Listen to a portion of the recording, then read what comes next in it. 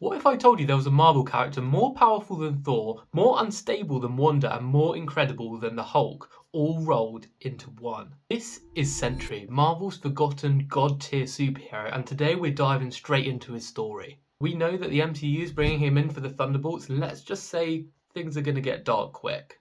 Sentry's real name is Robert Reynolds. He's a normal guy until he takes the super soldier serum. This is not the same stuff as Steve Rogers takes to become Captain America. This stuff is way more powerful, like cosmically powerful. After taking it, Robert becomes Sentry, a superhero with godlike abilities. But here's the thing, no one remembers him, not even the other heroes, and that's what we're going to jump into in a minute. So what exactly can Sentry do? I mean, he can pretty much do anything. He can fly, he has super strength, he's invulnerable, and he can regenerate from basically anything. He can manipulate energy and light, he can read people's minds, he can control molecules. You name a superhero ability and Sentry can do it. He's even taken down cosmic level threats, and he's even gone one-on-one with the Hulk. In fact, the Hulk once said that Sentry was literally the only thing that he was afraid of. Now, that should tell you something about Sentry. And here's where it gets interesting, almost more dark. Sentry has an alter ego called the Void. Think of it as the ultimate evil version of himself, but the Void isn't another person, it's a manifestation of his deepest, darkest thoughts and secrets. Whenever Sentry uses his powers too much, the Void takes control, and the Void is terrifying. He's responsible for destroying cities, killing heroes, so much more, just unleashing pure chaos. There are a few standout comic arcs that show how dangerous and tragic this character actually is.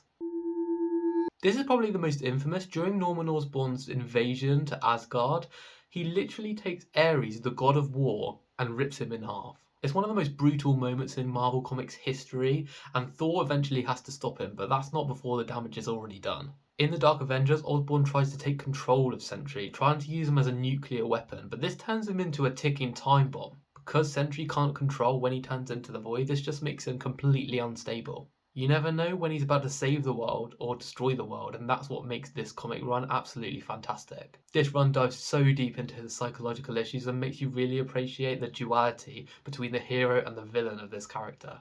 And this run digs really deep into his mental state. It shows how he views himself, how other people view him, and how he interacts with other superheroes.